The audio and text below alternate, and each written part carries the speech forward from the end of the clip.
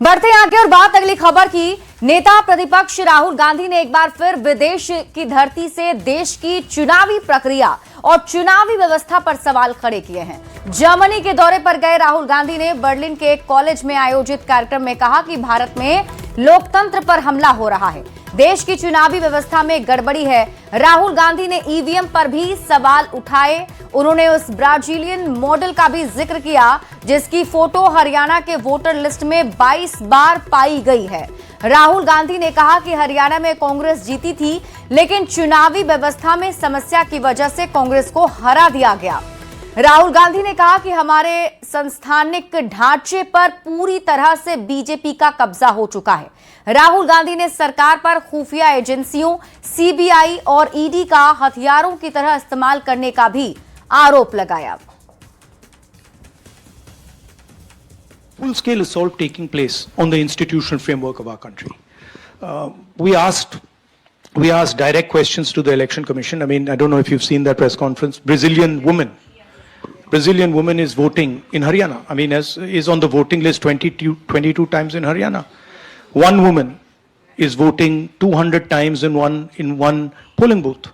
And when we're asking these questions to the Election Commission, we're not getting a response. So that's one aspect of it, that we fundamentally believe that there is a problem with the electoral machinery in India. Second thing is that there is a wholesale capture of our institutional framework. When you look at our intelligence agencies, you look at the CBI, you look at the ED, they've been weaponized. Look at the number of cases that the ED and the CBI have against BJP people. You'll find the answer zero, right? And look at the number of cases they have against people who oppose them, and you'll find that pretty much most of them are political cases. And so there is a weaponization of the institutional framework. तो राहुल गांधी के द्वारा Berlin में जाकर अपने देश की बुराई किए जाने पर जेडीयू हमलावर है।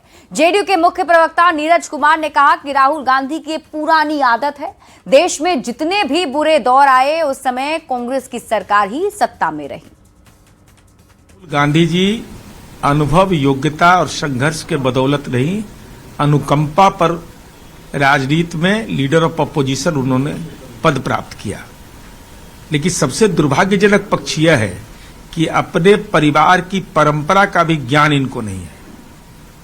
अरे श्रद्धेय अटल जी और राजीव गांधी जी का रिश्ता देख लीजिए ना, और आप अपने महागठबंधन के घटक दल जो हाल के चुनाव जीते हैं उनको वोट चोर कह रहे हैं। आप वोट चोरी की उपाधि से नवाज रहे हैं।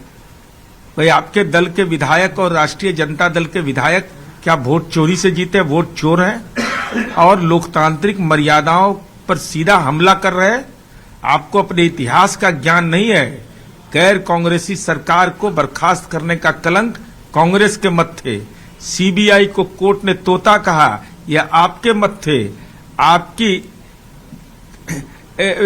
स्वर्गीय इंदिरा जी, जिनका देश सम्मान करता है, और इंदिरा जी के साथ इंदिरा जी ने जो लोकतांत्रिक संस्थाओं का अपमान किया वो तो देश में जग जाहिर है। आर्टिकल 356 का दुरुपयोग तो खुद तो कलंकित है, कलंकित इतिहास के वाहक बने हुए हैं, और शीतकालीन सत्र को छोड़ करके राजनीतिक पर्यटक की भूमिका में कोई राजनीतिक नाबालिग ही इस कृत्य को कर सकता है।